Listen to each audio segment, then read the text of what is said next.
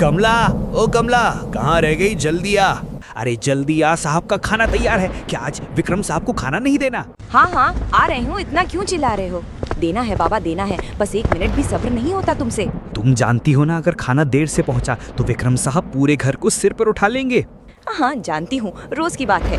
मजाक मत करो, आज उनका मूड पहले से ही खराब था। अच्छा ठीक है, अब जल्दी से खाना दो। लो ये रहा खाना, सीधे उनके कमरे में लेकर जाओ। आज भी उन्होंने नीचे आने से मना कर दिया है। ठीक है, मैं भी देकर आती हूँ। और सुनो, अगर फिर गुस्सा करें तो कहना खाना मैंने समय पर बना दिया था। हाँ हाँ, सारा दोष मेरे सिर पर डाल देना। अब जाओ भी, वरना सच में मुसीबत हो जाएगी। अच्छा जा रही हूँ।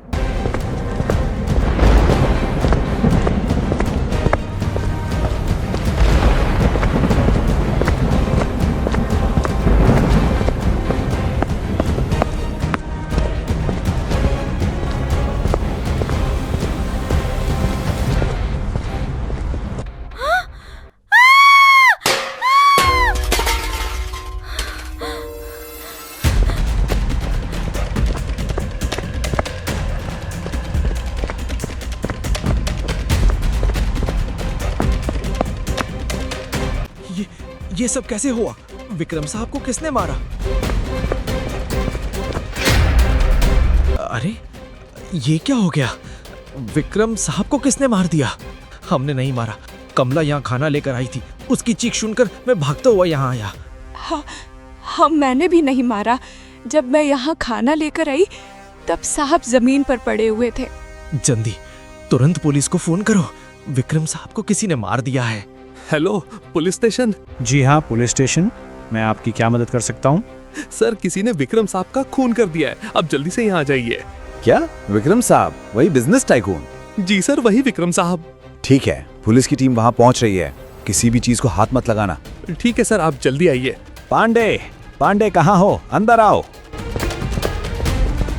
जी सर। पुलिस वैन निकालो, एक मर्डर हुआ है। Yes sir. जल्दी करो, हमें तुरंत घटना स्थल पर पहुंचना है। जी सर, अभी वैन तैयार करता हूँ।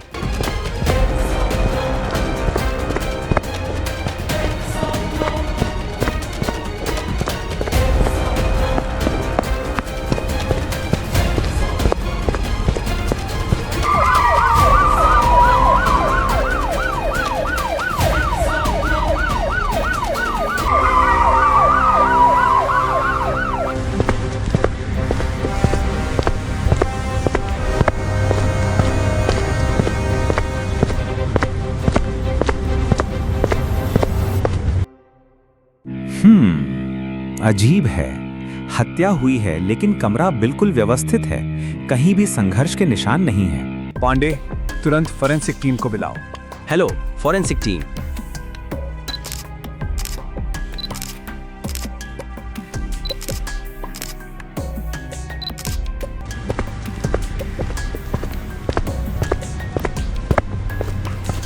तुम तीनों कहाँ थे जब यह हादसा हुआ? साहब मैं तो घर के बाहर था, तभी मुझे कमला की जोरदार चीख सुनाई दी। मैं तुरंत भागता हुआ अंदर आया। जब ऊपर पहुंचा तो देखा कि विक्रम साहब जमीन पर खून से लथपथ पड़े हुए थे। कमला, तुमने क्या देखा था? इंस्पेक्टर साहब, मैं तो मालिक के लिए खाना लेकर आई थी। जैसे ही मैंने उन्हें इस हालत में देखा, मेरी तो चीख ही निकल गई। और उससे पहले कहाँ थी तुम? मैं नीचे हॉल में सफाई कर रही थी साहब। विक्रम साहब को साफ सफाई बहुत पसंद थी। कमाल है, विक्रम साहब को 1-2 नहीं, पूरे 3 गोलियां लगी हैं, लेकिन किसी ने गोली चलने की आवाज नहीं सुनी। नहीं साहब, हमें तो तब पता चला जब कमला खाना देने ऊपर आई और उसकी चीख सुनकर मैं भी भागकर ऊपर आया। विक्रम साहब की पत्नी कहाँ है?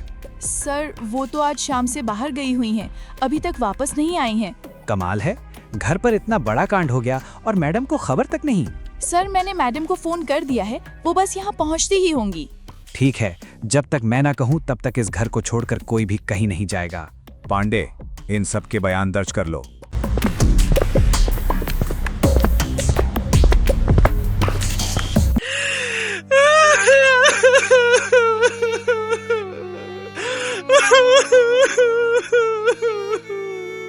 हौसला रखिए मिसेस कपूर। कैसा हौसला रखूं इंस्पेक्टर साहब? मेरे पति की तो किसी से दुश्मनी भी नहीं थी, फिर उन्हें किसने मार दिया? वो हम पता लगा लेंगे। आप बस हमें ये बताइए कि आप आ कहाँ से रही हैं? मैं तो मार्केट गई थी वहाँ से कुछ सामान लेने के लिए। तभी कमला का फोन आया और मैं वहाँ से सीधे भागकर यहाँ आ गई। मुझे क्या पता था कि यहाँ ऐसा सब हो जाएगा, नहीं तो मैं जाती ही नहीं। मार्केट? लेकिन आज तो मार्केट बंद रहता है। हाँ इंस्पेक्टर साहब, ये बात मुझे मार्केट पहुँचकर याद आई थी। लेकिन आप तो काफी देर बाद वापस आई हैं। इतनी देर कहाँ लग गई?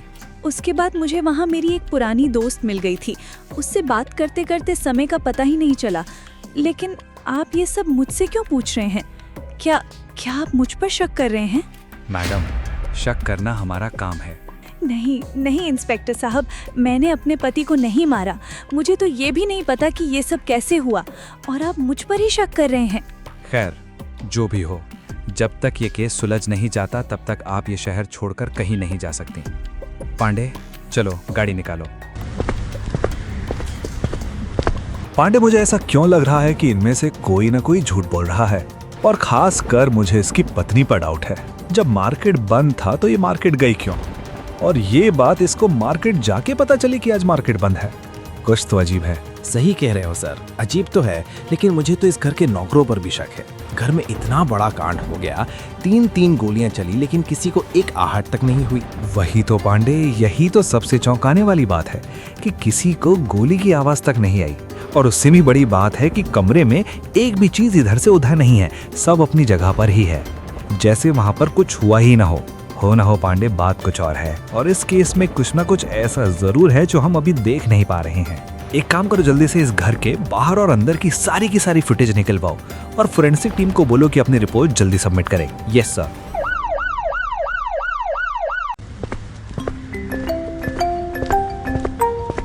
अरे, कमिश्नर साहब का फोन है इस वक्त। जय हिंद सर। जय हिंद राजवीर।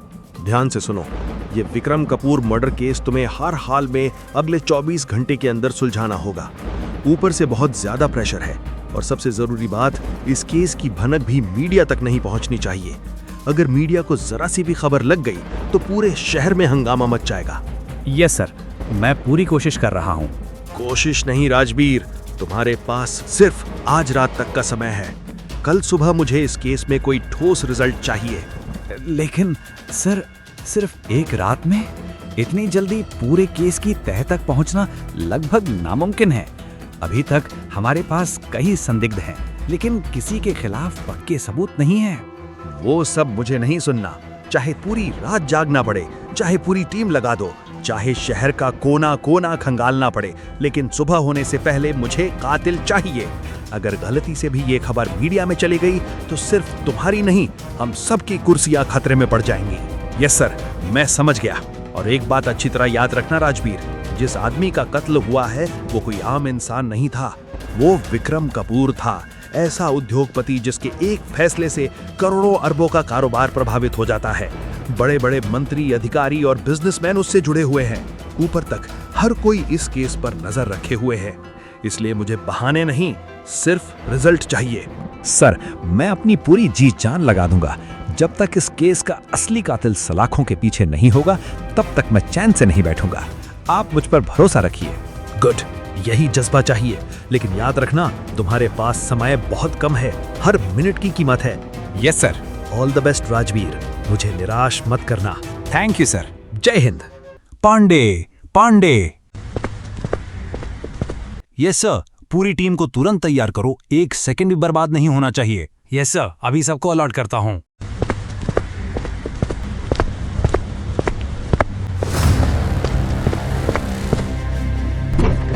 सुनो सब लोग, आज की रात सिर्फ एक मर्डर केस सुलझाने की रात नहीं है। आज हमारी वर्दी की इज्जत दांव पर लगी है। जिस आदमी का कत्ल हुआ है वो कोई आम इंसान नहीं था। ऊपर से इतना दबाव है कि अगर सुबह तक कातिल नहीं मिला तो पूरा पुलिस विभाग कटघरे में खड़ा होगा।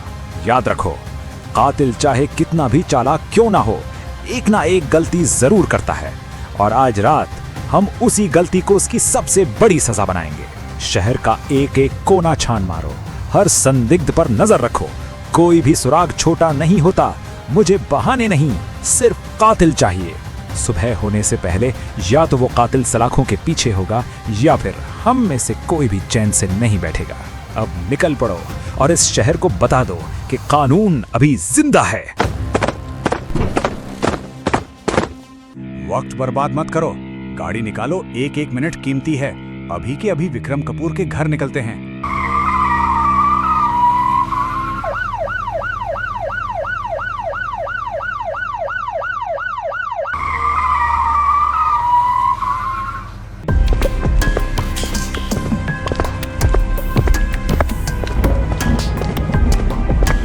सर हम यहाँ फिर से क्यों आए हैं? पांडे, अपराधी कितना भी शातिर क्यों ना हो, वो जाते जाते कोई ना कोई सबूत जरूर छोड़ जाता है। और मुझे पूरा यकीन है इस कातिल ने भी यही गलती की है। पूरे घर की इंच इंच तलाशी लो, कोई भी कोना छूटना नहीं चाहिए। मुझे यकीन है कोई ना कोई ऐसा सुराग जरूर मिलेगा जो हमें सीधे कातिल तक पहुंचा देगा। Yes sir.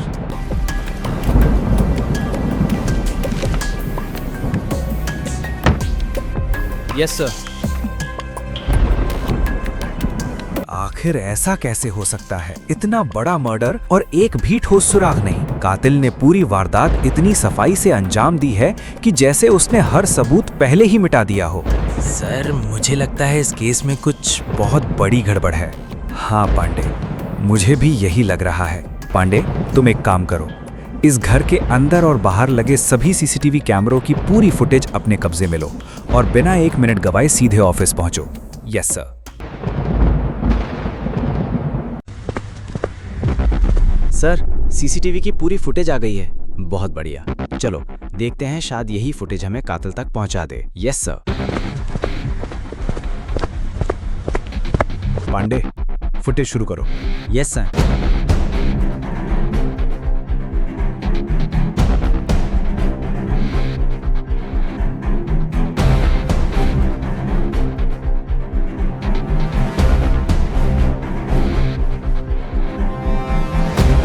कुछ समझ आया पांडे?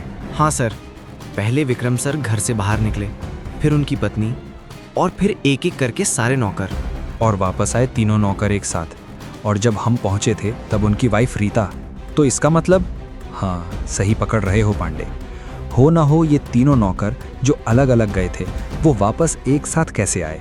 कहीं ना कहीं यही सबके पीछे हैं। तो इन्हें हिरासत में ले लिया जाए सर? नहीं पांडे, इनके खिलाफ हमारे पास कोई ठोस सबूत नहीं है। ये मिनटों में बाहर आ जाएंगे। सिर्फ इस सीसीटीवी फुटेज के आधार पर हम इन्हें गिरफ्तार नहीं कर सकते। तो फिर अब क्या करें सर? लेकिन यहाँ पर मुझे एक बात समझ नहीं आ रही। जब विक्रम साहब घर से बाहर गए थे और उनका मर्डर घर में हुआ तो उनके वापस आने की कोई फुटेज क्यों नहीं है? इस केस में कुछ और भी है पांडे जो अभी तक छिपा हुआ है।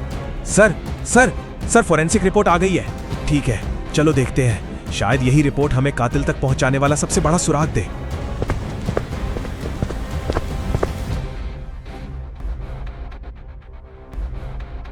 ओह, तो ये बात है।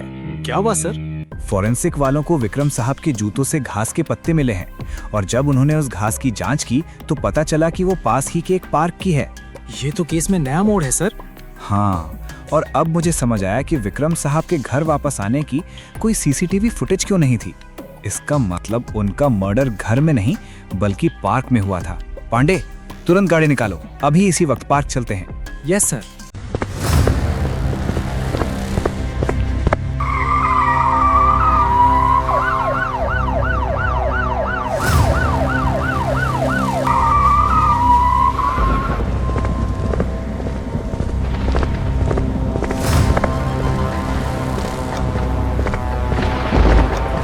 पांडे, यहाँ आना तो बेकार हो गया।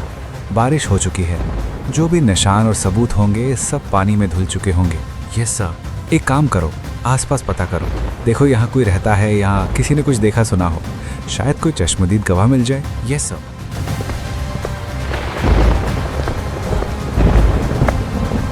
आखिर इस मर्डर के पीछे कौन हो सकता है? हर सुराग एक नई पहेली बनकर सामने आ रहा है, लेकिन असली कातिल अभी भी हमारी पहुंच से बहुत दूर है। ओ मितवारे, ओ मितवारे, ओ मितवारे। अरे बाप रे साहिब जी, आप लोग इतनी रात को यहाँ? कुछ नहीं, तुम अपना काम करो। और ये बताओ, आज यहाँ कोई अजीब हरकत या संदिग्ध आदमी देखा था? अरे साहिब जी, हमके का मालूम, हम तो वहीं ड्यूटी पर आए हैं। हमारी ड्यूटी तो राते में होता है, दिन में तो दूसरा आदमी रहता है। दिन भर यहाँ का होता है हमके तनी को पता नहीं है। तो दिन में यहाँ ड्यूटी कौन करता है? अरे साहिब जी, दिन में तो रमन होता है, वह सब देखभाल करता है। जब हमके कुछ होता है तभी तो बतावत है। अच्छा साहिब जी, अब हम चलत बानी, अगर कौनो ज़रूरत होके तब बुला लीजिएगा। अच्छा।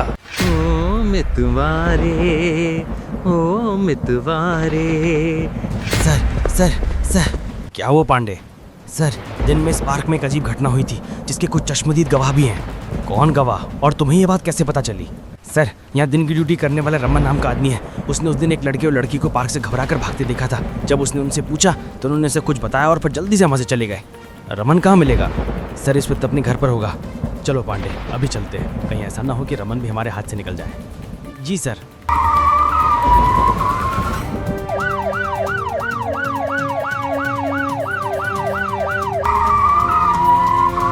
पांडे, रमन को बुला कर लाओ। जी सर। रमन, बताओ उस दिन पार्क में क्या हुआ था? साहब, मैंने देखा कि एक लड़का और एक लड़की पार्क से घबराकर भाग रहे थे। मुझे कुछ शक हुआ तो मैंने उन्हें रोक लिया। तब उन्होंने बताया कि वे पार्क में सेल्फी ले रहे थे और एक दूसरे की फोटो खींच रहे थे, लेकिन उनकी एक फोटो में बड़ा अजीब इत्तेफाक कैद हो गया। कैसा इत्तेफाक? सर, उस फोटो में पीछे एक बिजनेसमैन को 3 लोग मिलकर गोली मार रहे थे और उन तीनों में एक औरत भी थी। वो फोटो कहाँ है? मेरे पास है सर, मैंने वो फोटो उनसे ले ली थी, ये देखिए। तो आखिरकार ये हैं वो लोग जो इस हत्या के पीछे हैं। पांडे जी सर। फौरन गाड़ी निकालो, अभी के अभी विक्रम कपूर के घर चलते हैं। जी सर।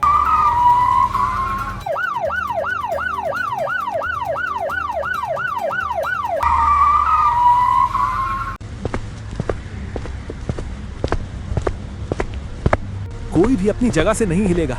तुम तीनों को विक्रम कपूर की हत्या के आरोप में गिरफ्तार किया जाता है। क्या साहब, हम लोगों ने कुछ नहीं किया। सर, आप गलत समझ रहे हैं। हम अपने मालिक को क्यों मारेंगे? ये फोटो देख रहे हो, इसमें तुम तीनों साफ साफ विक्रम कपूर पर गोली चलाते हुए दिखाई दे रहे हो। अब भी कहोगे कि तुम बेगुनाह हो? सच सच बता दो, वरना जब पुलिस अपने तरीके से पूछताछ करेगी तब बोलने की हालत भी नहीं बचेगी। सर, ये लोग कुछ छिपा रहे हैं, इनके चेहरे सब कुछ बता रहे हैं। आखिर क्यों मारा विक्रम कपूर को? क्या दुश्मनी थी उससे? हाँ, हमने ही मारा है। अब छिपाने से भी क्या फायदा? साहब, विक्रम मालिक ने एक वसीयत बनाई थी, उसमें अपनी सारी जायदाद हम तीनों के नाम कर दी थी। तुम लोगों के नाम आखिर क्यों? क्योंकि उन्हें अपनी पत्नी की बेवफाई का पता चल गया था। उन्हें हम पर अपने परिवार से भी ज्यादा भरोसा था। लेकिन कुछ दिन बाद उनका मन बदल गया। उन्होंने कहा था कि वो वसीयत बदल देंगे। अगर वो ऐसा कर देते तो हमें कुछ भी नहीं मिलता। बस लालच हमारे सर पर चढ़ गया। हमने उन्हें पार्क में मिलने के बहाने बुलाया और तीनों ने मिलकर गोली मार दी। सिर्फ जायदाद के लिए अपने मालिक की जान ले ली। जिस इंसान ने तुम पर भरोसा किया, उसी के भरोसे का खून कर दिया।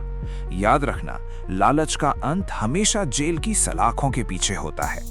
पांडे, तीनों को गिरफ्तार करो। जी सर।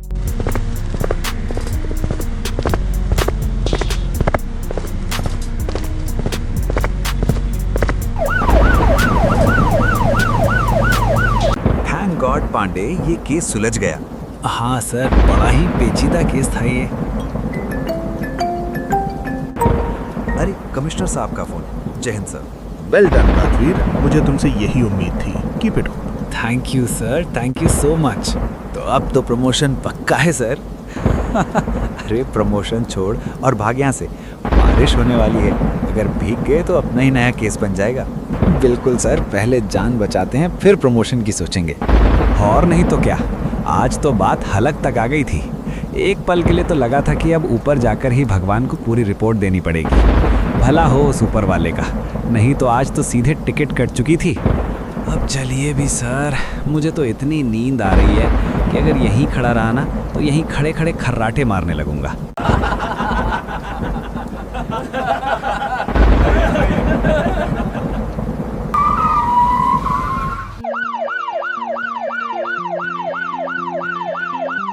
अरे अभी कहाँ जा रहे हो? कहानी अभी खत्म नहीं हुई है। आगे भी इंस्पेक्टर राजवीर और कांस्टेबल पांडे ऐसे ही नए नए और रोमांचक केस सुलझाते नजर आएंगे, इसलिए हमारी इन कहानियों के साथ जुड़े रहिए। अगर आपको ये कहानी पसंद आई हो तो इस वीडियो को लाइक जरूर करें और हमारे चैनल को सब्सक्राइब कर लें ताकि आने वाली हर नई और धमाकेदार वीडियो की नोटिफिकेशन आपको सबसे पहले मिलती रहे। तो बने रहिए हमारे साथ और मिलते हैं एक और नई रहस्यमयी और रोमांच से भरपूर कहानी में। तब तक के लिए बाय और अपना ख्याल रखिए।